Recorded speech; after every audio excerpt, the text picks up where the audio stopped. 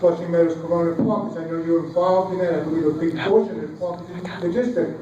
So anyway, the question was, are you in favor of A, creating a maintenance fund for Flushing Meadows made up of donations by those who want to develop the park, or B, preserving open space by providing proper funding for parks in the city budget as by the mayor and city council?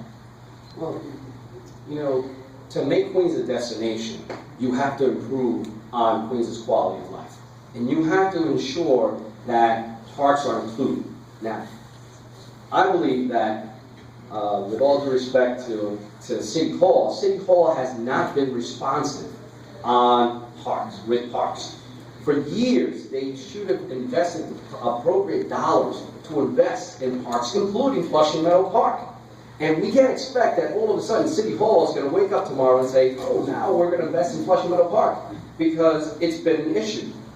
Yes, it is their responsibility, it's City Hall's responsibility to invest in Flushing Meadow Park, but it hasn't happened.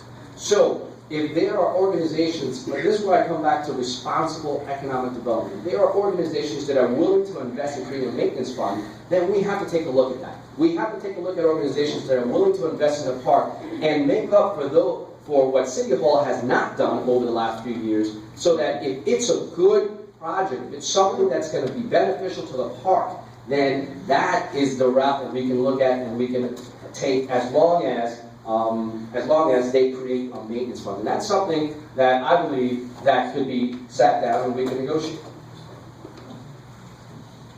So as a follow-up to that, isn't proper funding of parks by city government, isn't that required by law? Yes. The city charter. Yes, it is required, but they have not allocated enough dollars for Flushing Meadow Park. It has been forgotten. When people talk about Central Park and other parks, the reason Central Park is so well funded is because there's a conservancy fund. There is a separate fund that just concentrates solely on Central Park. Why not have a conservancy fund in Flushing Meadow Park and other parks? And that's what we can accomplish as long as people are informed of what's going to happen with the park, as long as people are informed with what the projects are that are going to come to the park, and the community is in favor of it. No, just recognizing people. Audience, Jerry. As chairman of the community board, on a number of occasions, I've argued that Northeast Queens has been shortchanged in the greater scheme of Queens. The same argument has been made for all of Queens County, with sanitation dollars, police dollars, library dollars, just about across the board. What can you do and what will you do as borough president to make sure that Queens County doesn't get shortchanged?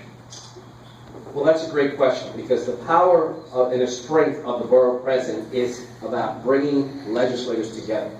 The borough president does not really have much legislative power, but the borough president has the power of the relationship, the network, the power of bringing city council members of Queens, the Queens delegation in, the power of bringing the Queens delegation in the Assembly and the Senate in, the power of bringing in the congressional members in from Queens, and talking about the issues that matter. And this is why I want to create a small little team on all three levels of government, so that we can regularly meet and talk about the issues that matter, so that we can get ahead of the curve and start talking about issues, whether it's policy or budget, and really start talking about this is what Queens deserves, and this is what we're going to be fighting for, and we're going to all fight together as one.